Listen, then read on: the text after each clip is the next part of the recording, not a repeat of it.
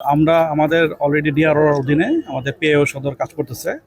আর আমরা একটা কমিটি করে দিব যে যাতে তদন্ত এটা বের করে পড়তে কি কারণে হলো এবং কি ধরনের রেকমেন্ডেশন থাকবে সেটা আমরা তদন্ত বের করে নিয়ে আসবো। বিশেষ করে আমাদের জেলা প্রশাসন, পুলিশ প্রশাসন, ফায়ার ব্রিগেড সহ আমাদের নেতা কর্মীরা, আমি বেসিক্যালি গতকালকে আমি নেত্রকোনা থেকে গিয়েছি। আমি ঢাকা যাওয়ার পথে ছিলাম, তারপরে ওইখান থেকে আবার ব্যাক করছি ময়মনসিং এসে, রাত্রে ব্যাক করে এখন সকালে পরে এসপি সাহেব এবং ডিসি সাহেবদের সাথে সার্বক্ষণিকভাবে আমার যোগাযোগ হয়েছে, নেতা কর্মীদের সাথেও আমি কথা বলেছি। এখন এটা আসলে দুর্ভাগ্যজনক এবং আমি তাদেরকে সমবেদনা জানাই এবং সহমর্মিতা প্রকাশ করছি। বিশেষ করে তাদের যে লস হয়েছে সেটা তো আসলে শতভাগ ফিরিয়ে দেওয়ার সুযোগ নেই।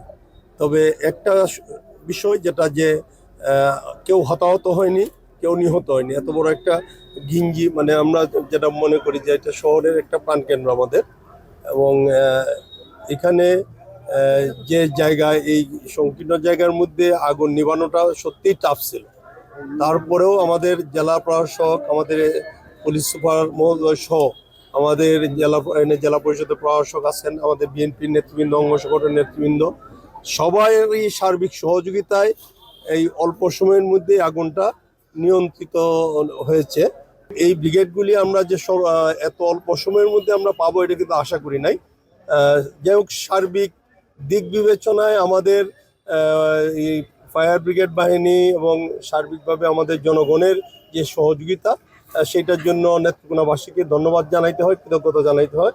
সার্বিকভাবে জেলা প্রশাসনের পক্ষ থেকে, সরকারের পক্ষ থেকে, ইভেন আমরাও ব্যক্তিগত উদ্যোগে আমরা চেষ্টা করব তাদেরকে কিভাবে এই ব্যবসাটাতে আবার পুনর্বাসিত করা যায়, সেই ব্যাপারে আমাদের পক্ষ থেকে সর্বোচ্চ সহযোগিতা থাকবে। 6টা দোকান প্লাস 3টা বাসা ক্ষতিগ্রস্ত হয়েছে, তাদেরকে পুনর্বাসিত করা, প্রয়োজনে দীর্ঘমেয়াদী তাদেরকে একটু লোন দিয়ে সহযোগিতা করা, সবকিছু মানে তাদেরকে সোজা কথা পুনর্বাসন করার জন্য যা যা করা প্রয়োজন আমরা করব।